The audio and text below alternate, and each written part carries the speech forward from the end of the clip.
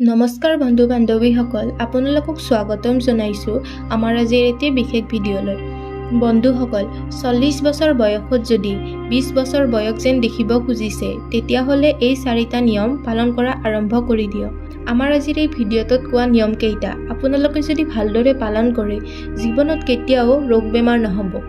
বন্ধুসকল, আয়ুৰ্বেদত এষাৰ কথা কৈছে, যদি কোনো ব্যক্তিয়ে ৰোগমুক্ত জীৱন জীয়াব বিচাৰে, তেতিয়াহ'লে 3টা বস্তুৰ ওপৰত সদায় গুৰুত্ব দিয়া উচিত। সেয়া হ'ল সেই ব্যক্তিজনৰ বাত পিত্ত আৰু কফৰ সন্তুলন। এই বাত পিত্ত কফৰ ওপৰত নিৰ্ভৰ কৰিয়ে মানৱ দেহৰ সকলো বেমাৰ সৃষ্টি হয়। যেতিয়া বাত অসন্তুলন হয়, তেতিয়া তাৰ পৰা 80তকৈও অধিক বেমাৰ হয়, আৰু যেতিয়া পিত্ত অসন্তুলন হয় আৰু তাৰ পৰা 86টা বেমাৰ হয়, আৰু যেতিয়া কফ অসন্তুলন হয়, তেতিয়া তাৰ পৰা 28টা বেমাৰ হয় বুলি আয়ুৰ্বেদ গ্ৰন্থত উল্লেখ আছে। আৰু যেতিয়া বাত পিত্ত কফ তিনিওটা একেলগে অসন্তুলিত হয়, তেতিয়া তাৰ পৰা 148টা বেমাৰ হয়। চৰ্দি, কাহ, জ্বৰ পৰা কেঞ্চাৰলৈ সকলো বাত পিত্ত কফৰেই খেল।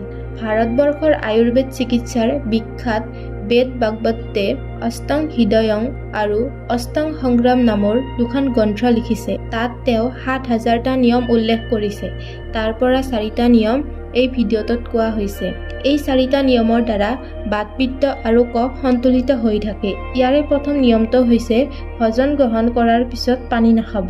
আয়ুৰ্বেদত ভোজনৰ পিছত লগালগ খোৱা পানীক বিষৰ লগত তুলনা কৰিছে। আমি খাদ্য খোৱাৰ পিছত পেটৰ ভিতৰত জঠৰ নামৰ স্থানত খাদ্যবিলাক যাই জমা হয়। ইংৰাজীত ইয়াক এপিগেষ্ট্ৰিয়াম বুলি কোৱা হয়। আপুনি খোৱা সকলো খাদ্য, ভাত, দাইল, চব্জি সকলোবোৰ জঠৰলৈ আহে। আপুনি যেতিয়াই খাদ্য গ্ৰহণ কৰে, পেটত জঠৰত অগ্নি সৃষ্টি হয়, যাক আমি জঠৰ অগ্নি বুলি কওঁ। এই জঠৰ অগ্নিয়ে আমি খোৱা খাদ্যবিলাক হজম কৰিব ধৰে। আপুনি খাদ্য খোৱাৰ লগে লগে জঠৰ অগ্নিয়ে খাদ্য হজম কৰিব আৰম্ভ কৰি দিয়ে। সেই সময়ত যদি পানী খোৱা যায়, জঠৰ অগ্নিৰ ক্ষমতা কমি যায় আৰু হজম প্ৰক্ৰিয়া ৰখি যায়, আৰু খোৱা খাদ্য পেটতেই হজম নোহোৱাকৈ থাকি যায়। এনেকৈ পেটত জমা থকা খাদ্যৰ 100তকৈও অধিক বেমাৰ সৃষ্টি হয়। বন্ধুসকল, আপোনালোকে হয়তো শুনিছে, বহুতো মানুহৰ পেটত গেছৰ সমস্যা, কিছুমানৰ আকৌ পেটত জ্বলন, পেট ফুলি থকা, এই সকলোবিলাক সমস্যাৰ কাৰণ এটাই, সেয়া হ'ল খাদ্য হজম নোহোৱা। সেয়েহে মহৰ্ষি ভাগৱতে কৈছে যে ঠিক ভোজন কৰাৰ লগে লগে কেতিয়াও পানী খাব নালাগে। এতিয়া হয়তো আপোনালোকৰ মনত প্ৰশ্ন আহিছে, ভোজন কৰাৰ পিছত যদি পানী খাব নালাগে, তেতিয়াহ'লে কেতিয়া খাম? বন্ধুসকল, ভোজন কৰাৰ পিছত ঠিক 1 ঘণ্টা পিছত পানী খাব লাগে, আৰু ভোজনৰ 40 মিনিট আগত পানী খাব পাৰে। আপোনালোকৰ হয়তো আৰু মনত প্ৰশ্ন আহিছে, 1 ঘণ্টা সময় কিয় পানী নোখোৱাকৈ থাকিব লাগে? আমাৰ পেটত সৃষ্টি হোৱা জঠৰ অগ্নি 1 ঘণ্টালৈ থাকে, আৰু 1 ঘণ্টাৰ পিছত সেই অগ্নি নিজে নিজে কমি যায়। খাদ্য খোৱাৰ ঠিক পিছত যদি আপোনাৰ কিবা পনীয়া বস্তু খাবৰ মন যায়, তেনেহ'লে ফলৰ ৰস খাব পাৰে। ইয়াৰ লগতে আৰু এটা নিয়ম আপোনালোকক জনাই দিওঁ যে পুৱাৰ সময়ত ফলৰ ৰস, দুপৰীয়াৰ সময়ত দৈ, আৰু ৰাতিৰ সময়ত গাখীৰ খোৱাটো বহুত ভাল। যিজন ব্যক্তিয়ে এই নিয়মটো পালন কৰে, তেওঁ কেতিয়াও বেমাৰী নহয়। বন্ধুসকল, আমাৰ আজিৰ ভিডিঅ'টোৰ দ্বিতীয় নিয়মটো হৈছে, আপুনি যেতিয়াই পানী খায়, এঢোক এঢোককৈ অলপ অলপ পানী খাব।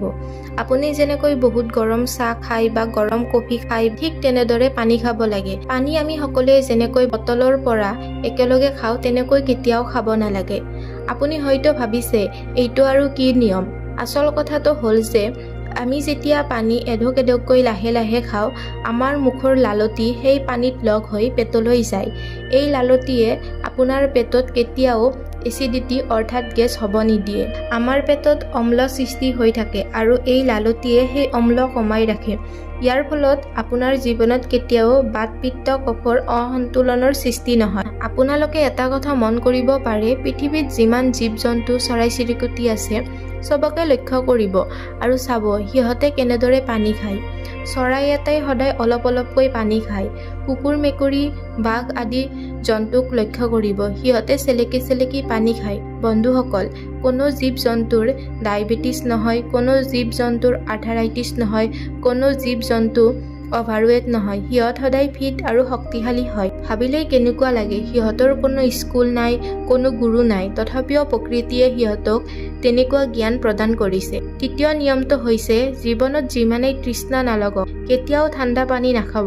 বৰফ দিয়া পানী, ফ্ৰিজত থোৱা পানী, ৱাটাৰ কুলাৰৰ পানী, যিবিলাকৰ তাপমান কম তেনে পানী খাব নালাগে, কাৰণ আমাৰ পেটৰ ভিতৰত যোৱাৰ লগে লগে যুদ্ধৰ সৃষ্টি হৈ যায়। যদি আপুনি গৰমৰ দিনত ঠাণ্ডা পানী খাই বহুত ভাল পায়, ইয়াৰ বাবে আয়ুৰ্বেদত এটা উপায় আছে যে আপুনি মাটি কলহৰ পানী খাব পাৰে। বন্ধুসকল, আমাৰ ভিডিঅ'টোৰ 4 নম্বৰ নিয়মটোৱে হৈছে আপুনি ৰাতিপুৱাই উঠিয়ে 2 গিলাচ পানী খাওক আৰু তাৰ পিছত টয়লেটত যাওক। ৰাতিপুৱা উঠি পানী খালে 2টা লাভ হয়। প্ৰথমটো হ'ল ৰাতিপুৱা উঠি পানী খালে আপোনাৰ পেট সম্পূৰ্ণৰূপে চাফ হয়, আৰু দ্বিতীয়তে যদি আপুনি উঠিয়ে পানী খায় আপোনাৰ মুখৰ লালটিখিনি পানীৰ লগত পেটলৈ যায়। ৰাতিপুৱা সময়ত আমাৰ পেটত এচিডৰ মাত্ৰা বেছি থাকে, সেইবাবে মুখৰ লালটি পেটত যোৱাটো অতি প্ৰয়োজন। আয়ুৰ্বেদৰ এই 4টা নিয়ম পালন কৰিলে বাতপিত্ত, কফ সদায় নিয়ন্ত্ৰণত থাকিব। আশা কৰিলোঁ ভিডিঅ'টো চাই আপোনালোকে ভাল পালে। যদি ভাল পালে তেতিয়াহ'লে ভিডিঅ'টো এটা লাইক আৰু চেনেলটো ছাবস্ক্ৰাইব কৰিব নাপাহৰিব। ধন্যবাদ।